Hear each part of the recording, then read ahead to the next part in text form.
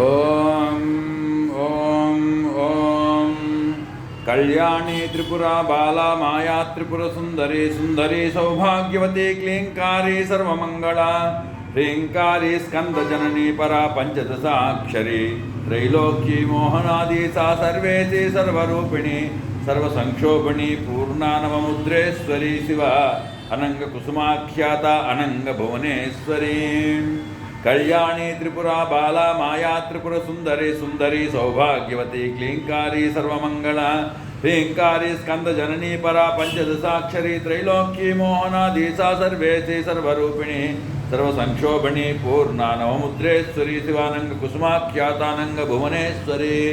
వసంత నవరాత్రులు, ఉత్తరాయణం, చైత్రమాసం, శుక్లపక్షం, శుక్రవారం అమ్మవారి యొక్క అన్నపూర్ణ స్వరూపంలో బాలా త్రిపుర సుందరి అన్నదాన మహోత్సవ కార్యక్రమము, అలాగే వచ్చే శుక్రవారం 27వ తారీఖు శ్రీరామచంద్రమూర్తి యొక్క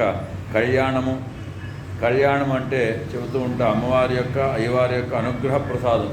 అటువంటి మహాకళ్యాణాన్ని రామచంద్రమూర్తి యొక్క పాదపద్మములకి నమస్కరిస్తూ మహా రామతారక మంత్ర జపము, రామాయణ పారాయణము, రామాయణ గాథ, రామాయణ యొక్క కవచము ఇవన్నీ కూడా పీఠంలో నిత్యము జరుగుతున్నాయి. 3 రోజుల ముందు అంకురారోపణ ఉంటుంది.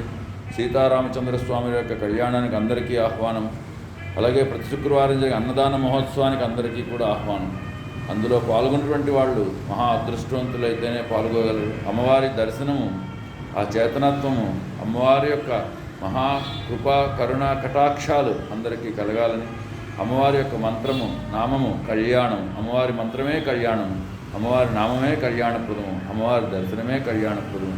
రామచంద్రమూర్తి కళ్యాణంలో అమ్మవారి యొక్క అనుగ్రహాన్ని, పుష్ప అర్చనని, పుష్పమాలిక పూజని, పుష్పముల యొక్క శోభని దర్శించుకుని అమ్మవారి యొక్క హారతి, తీర్థ ప్రసాదాలు, శుభకామన వితరణ, తీర్థప్రసాద వితరణ, పానక వితరణ, అమ్మవారి యొక్క అనుగ్రహము, రామచంద్రమూర్తి యొక్క అనుగ్రహము కూడా వచ్చే శుక్రవారం అందరికీ కూడా 27వ తారీఖు కలగాలని కోరుకుంటూ శుభం. స్వస్తి.